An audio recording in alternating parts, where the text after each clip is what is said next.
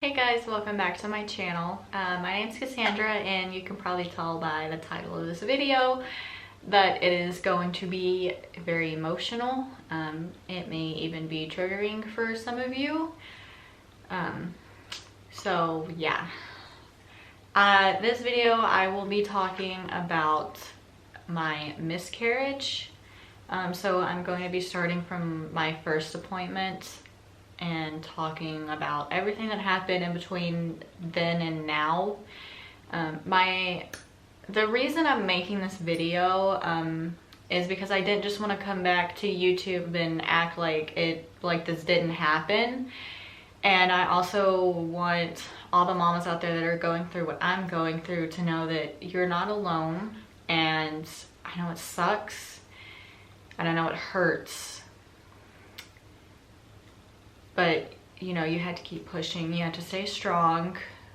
You know, if you have other babies, you have to stay strong for them. You have to stay strong for your husband. You have to stay strong for yourself, because this is definitely not easy. It's definitely like an emotional roller coaster.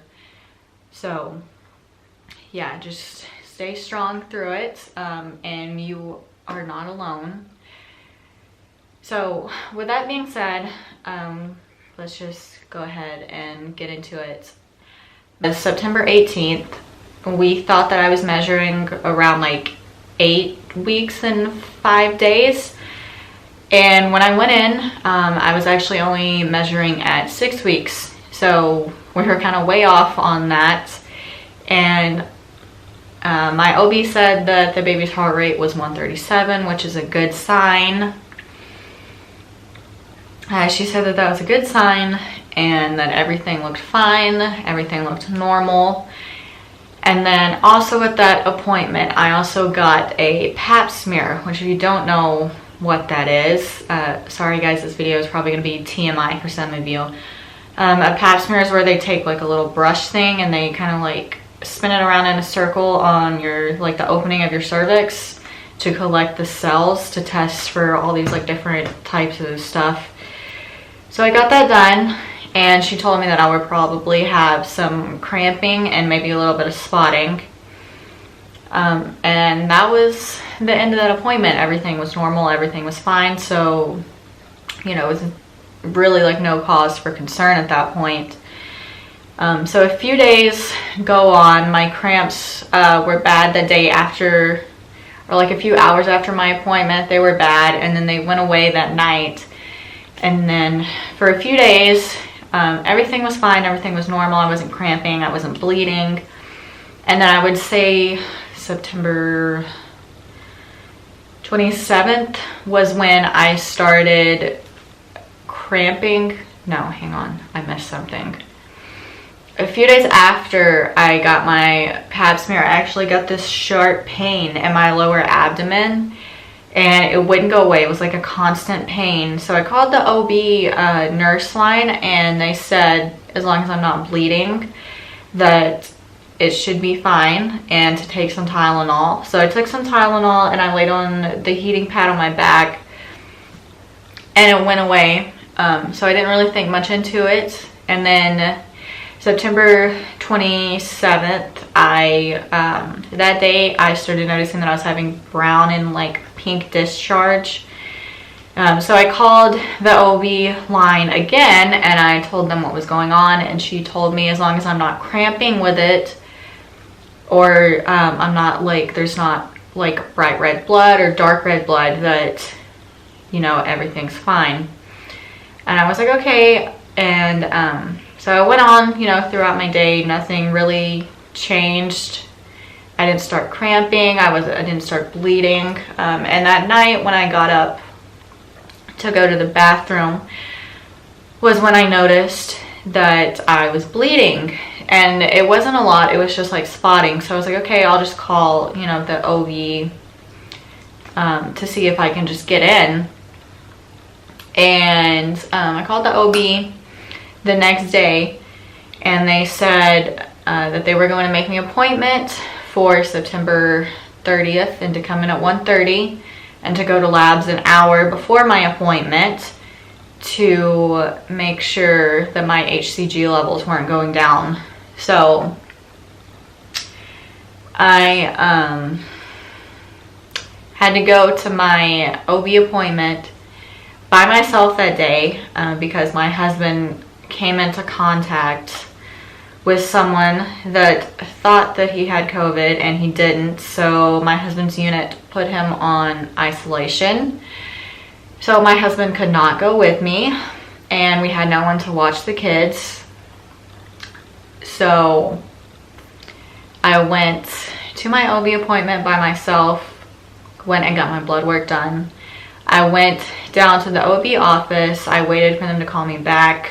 Came in and he was talking to me about everything. He was saying that he didn't get my lab results back and that that's not really that big of a deal right now, and that we could just do a internal ultrasound because the pregnancy was so like tiny that it would be hard to do like just like a normal ultrasound. So he said that we need to do an internal ultrasound. So we did that, and he was looking around. I got to see the baby and he was telling me, oh, this is gonna be so hard. He was telling me, he was pointing at the screen and he was like, in this area we would expect to see some sort of movement, and that would be the heart beating. And that's when he told me, and he was like, unfortunately I don't see the heart beating. So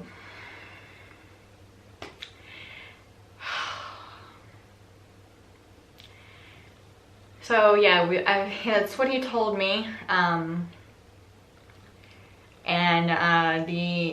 He just checked. He checked. He said that he was making sure, you know, that even if it is like very faint and it wasn't there at all. And so once the internal ultrasound was done, he told me, oh God, I kind of like blacked out like after this. After he told me, I kind of like was so like in shock, and I was crying. And I was like trying to like hold myself together because it was definitely hard hearing that without having my husband there with me. So I was trying like really hard to like keep myself like together. And he was just telling me like the choices that I had to let my body like handle it naturally. We could schedule for a D&C, or there was some type of medicine that he could give me to help like speed it along.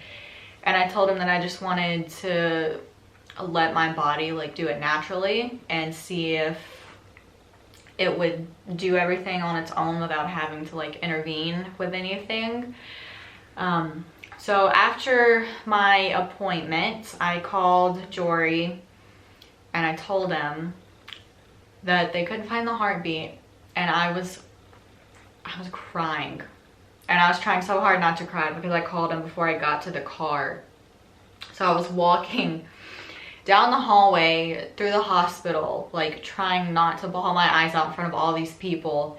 And I got outside and I called him and I told him, and I was still trying not to cry because there were still so many people walking in and out of the hospital.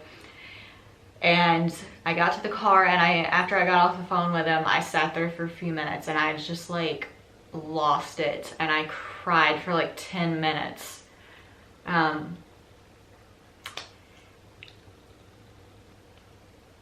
It was definitely hard, you know, having to like go through that without having anyone there.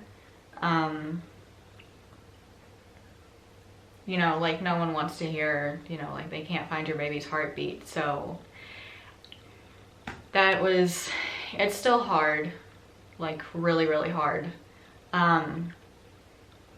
So after, when I got home that night, my OB told me, he was like, you know, your cramps are going to get worse. You're gonna pass blood clots. Your bleeding is gonna pick up.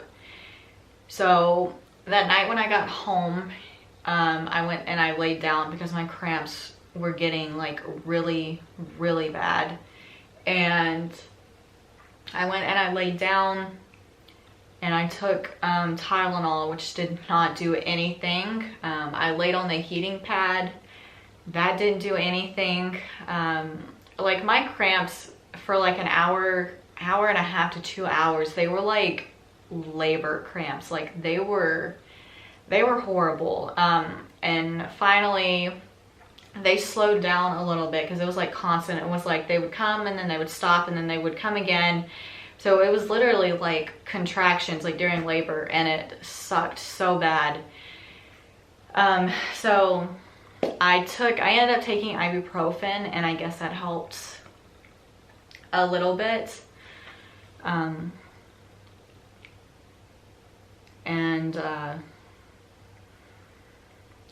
Yeah, my bleeding, like it didn't really pick up like as much as I thought it would have.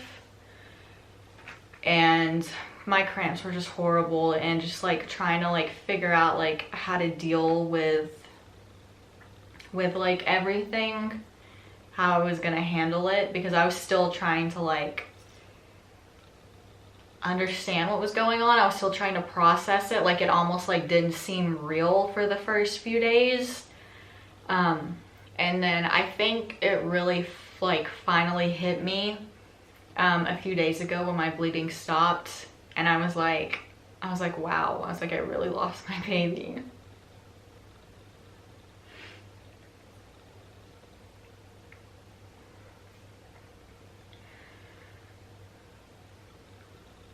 I think that's when it really hit me.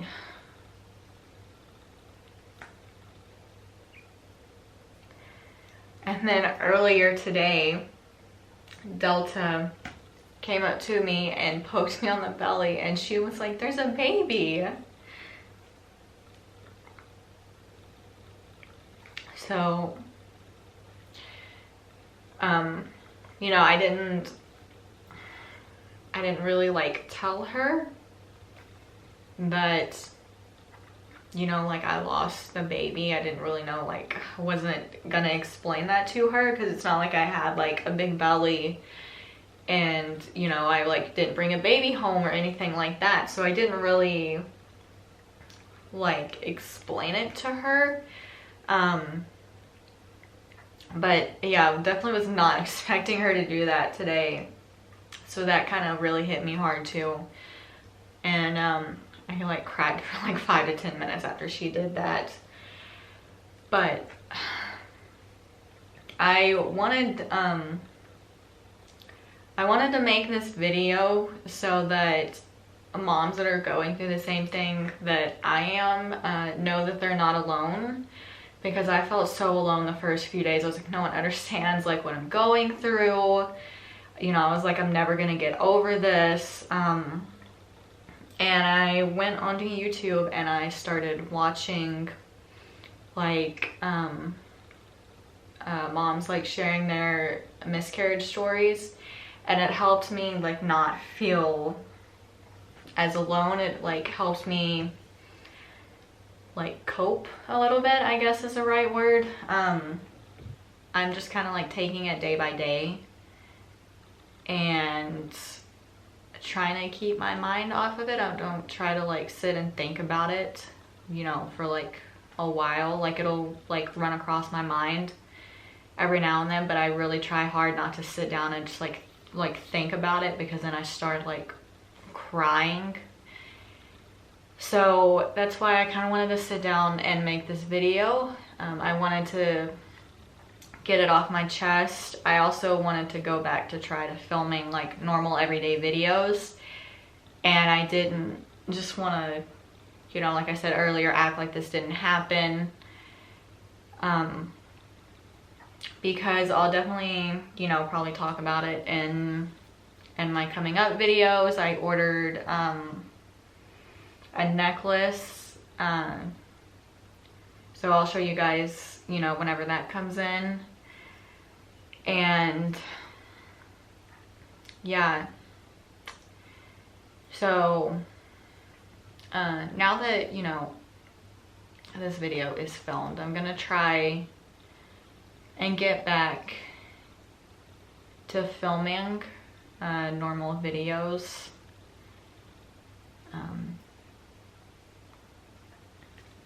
I feel like I need to get like my hobby back, my passion back, because this is really like taking a toll on like my mental health. I'm definitely not like as happy as I used to be, so I need to, you know, obviously get like my happiness back, not just for me but for my kids and my husband, because things have been really hard lately, not with just this situation but just everything in general. Things have been hard. So hopefully next week we will have normal videos going back up. Also, I just want to put this out here. If you don't like me talking about this, or if you think, you know, that I shouldn't talk about this, then, you know, don't leave a nasty comment. I don't want to turn my comments off for this video, but I will if I have to, because I have seen some people that can be, you know, like completely like rude to moms that are going through loss.